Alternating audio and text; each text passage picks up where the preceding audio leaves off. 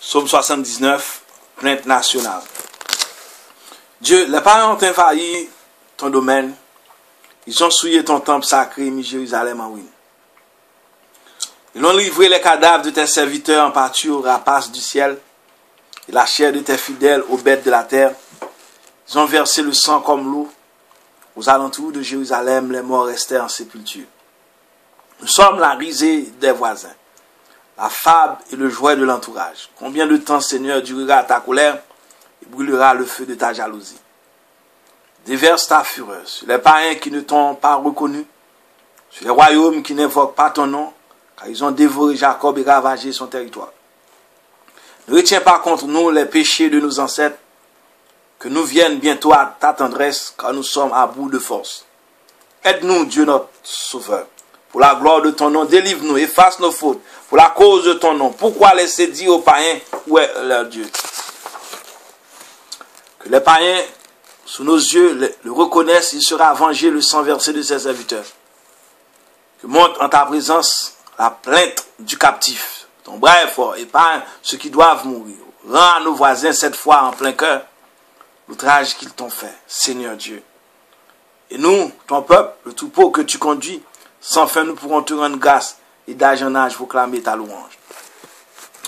Le psaume 79 que nous abordons maintenant nous réserve une surprise intéressante.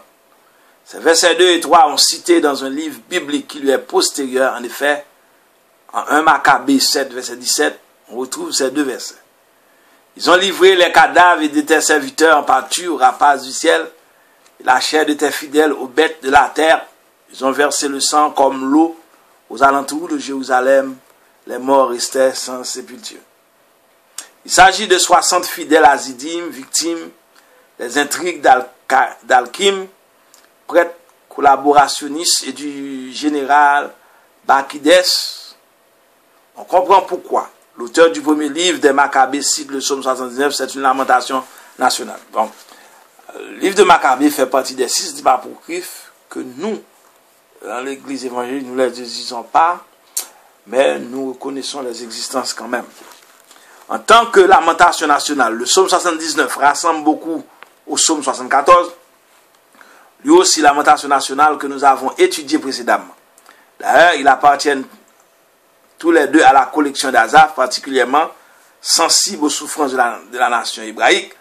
En outre, il est très probable que les deux lamentations se rapportent à la prise de Jérusalem, 586, 587, avant Jésus-Christ. Par contre, en signal des divergences entre les deux poèmes, surtout sur le plan théologique, ainsi par exemple, contrairement au psaume 74, la catastrophe est attribuée au péché d'Israël.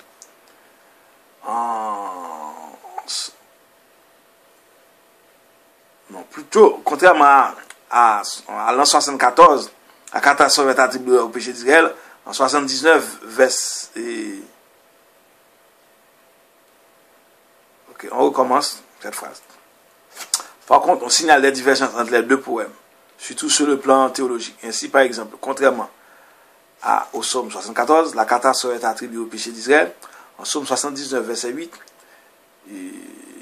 et verset 9, c'est dit qu'elle dépend d'un juste jugement de Dieu. En conséquence, seule l'expiation du péché peut rendre possible la restauration. Voici maintenant une seconde variante entre les psaumes 74 et 79. La presque totalité du psaume 74 porte sur la destruction du temple, tandis que 79, l'attention se porte principalement sur la survie du peuple de Dieu et sur la permanence de sa mission au milieu des nations. En bref, on peut dire que le psaume 79 supplante le premier par sa théologie et sa spiritualité. Quant à l'époque de sa composition, on n'hésite pas à la placer après la prise de Jérusalem par les Babyloniens, 586, 587 avant Jésus-Christ, quitte à ne pas refuser l'ajout d'adaptation postérieure. Chaque chose certaine, le psaume nous permet de retrouver le schéma de la structure triangulaire aux explications maintes fois rencontrées jusqu'ici. Premier psaume, verset 1 à 4, toi, eux, nous, toi, Dieu, verset 1, premier, eux, les païens à Jérusalem, verset 1 à 3, nous, tes serviteurs, verset 4. Deuxième psaume, toi, nous, eux, toi, Dieu, châtie les païens, verset 5 à 7, toi, Dieu, pardonne le péché, verset 8 et 9. Troisième strophe, 10 à 13. Eux, toi, nous, eux, les païens, leur châtiment, verset 10 et 12. Nous, tes serviteurs, verset 11 et 13. Psaume d'Asaph.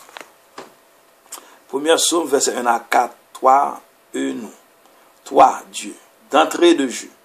Le psalmiste interpelle directement Dieu, non sans raison, car Dieu est concerné outre l'idée des nations étrangères. Le mot païen qui va être prononcé se rapporte à la religion.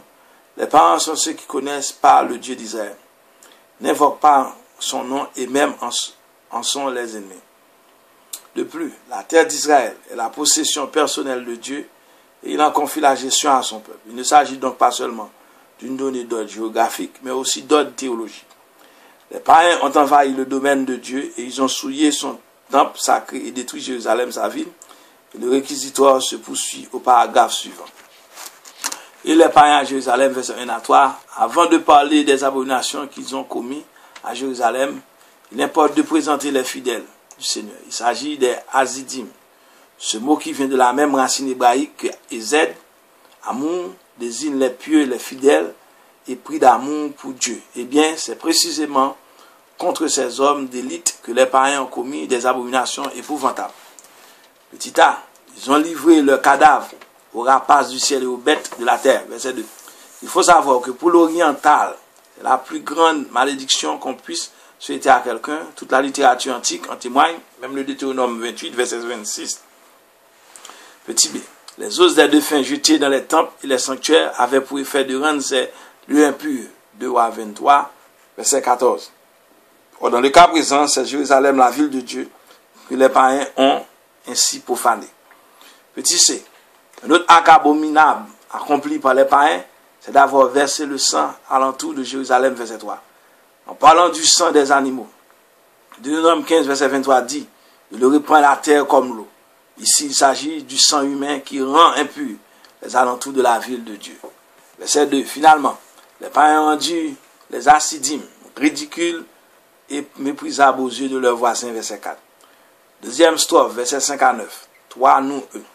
Il est question dans cette strophe des causes explicites et implicites qui sont à la base de la triste situation présente.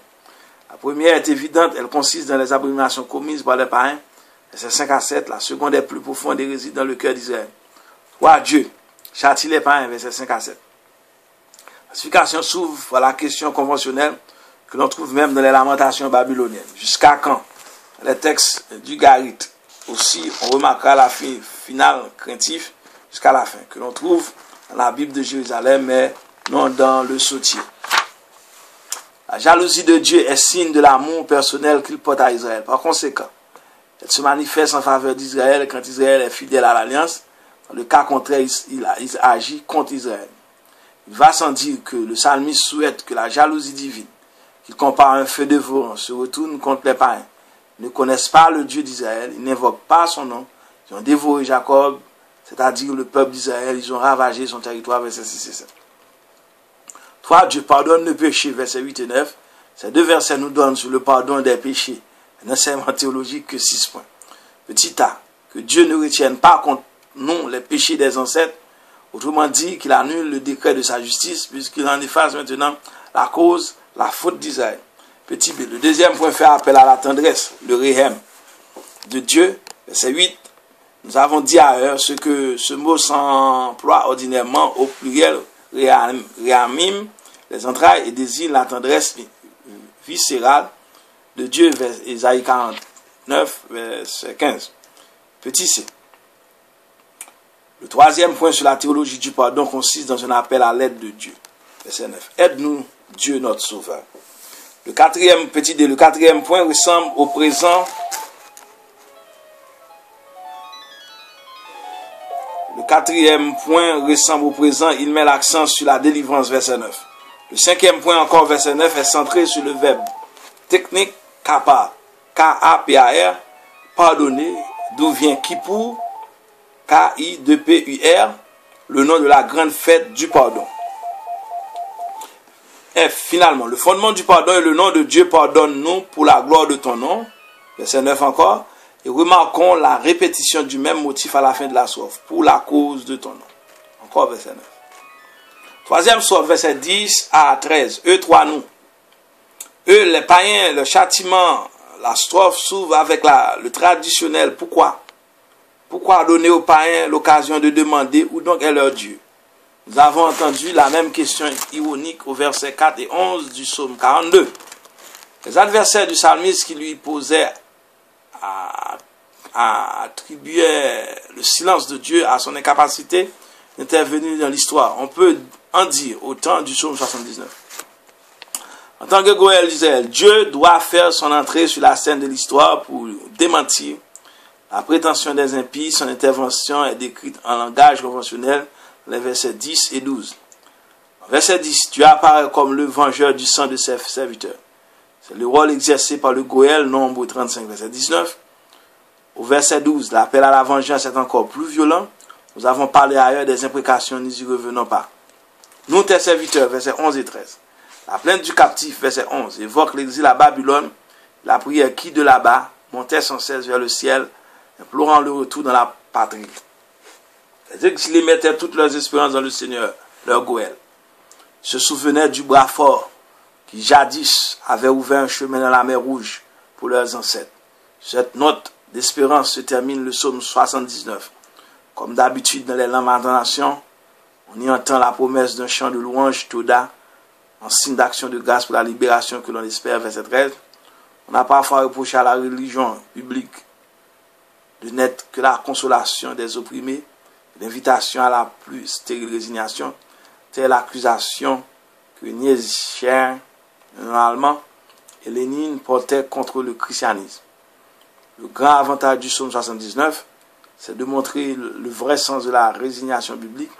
Elle consiste dans l'abandon à un Dieu qui tôt ou tard s'engage avec nous dans la lutte pour la justice. C'était le psaume 79. À très bientôt pour le psaume 80. Merci.